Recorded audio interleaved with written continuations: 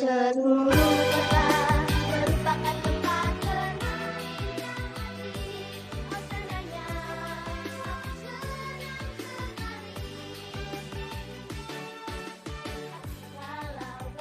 Sebelum masuk ke cara kerja komputer, di sini saya ingin menjelaskan sedikit tentang komputer.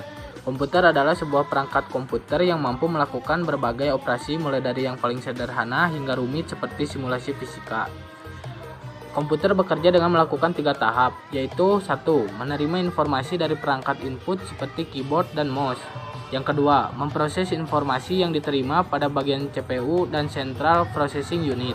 Dan yang ketiga yaitu menyajikan informasi hasil olahan kepada pengguna melalui perangkat keluaran seperti monitor, printer, dan yang lainnya.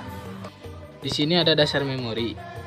Definisi dari memori adalah sebuah tempat penyimpanan atau bagian dari komputer dan tempat program-program dan data disimpan di dalam komputer.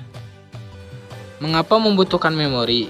Yaitu karena tempat penyimpanan data pada prosesor register sangat kecil, sehingga untuk memproses sesuatu data yang besar, prosesor membutuhkan memori yang cukup besar juga. Mengapa virtual memory dibutuhkan? Yaitu 1. Keterbatasan ruang pada memori fisik untuk menampung informasi. Yang kedua, tanpa virtual memory, memori logis akan langsung dibawa ke memori fisik atau memori utama. Dan yang ketiga itu virtual memory melakukan pemisahan dan menaruh memori logis ke secondary storage disk sekunder dan hanya membawa halaman yang diperlukan saja untuk diolah ke memori utama. Memori internal dan eksternal. Karakteristik memori berdasarkan lokasi memori terdiri dari 1. Memori internal. Memori internal adalah memori yang dapat diakses langsung oleh prosesor, register, cache, dan memori utama berada di luar prosesor.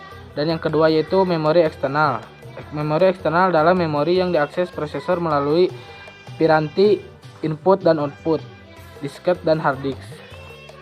Memori RAM dan ROM. Karakteristik memori berdasarkan sifat penyimpanannya ada 2, yaitu RAM, Random Access Memory, dan yang kedua ya ada ROM, Read Only Memory.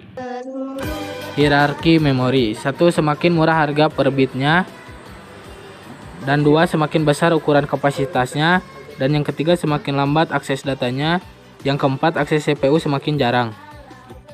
Memori komputer bekerja melalui proses yang saling berhubungan dengan antara RAM dan ROM dengan CPU atau Central Processing Unit sebagai mediator. Tahap pertama dari penyimpanan hard disk yang disebut memori virtual ini adalah salah satu yang menyediakan sejumlah besar uang dan juga murah.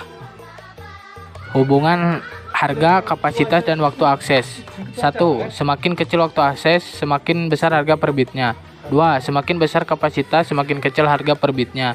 3. Semakin besar kapasitas, semakin besar waktu aksesnya.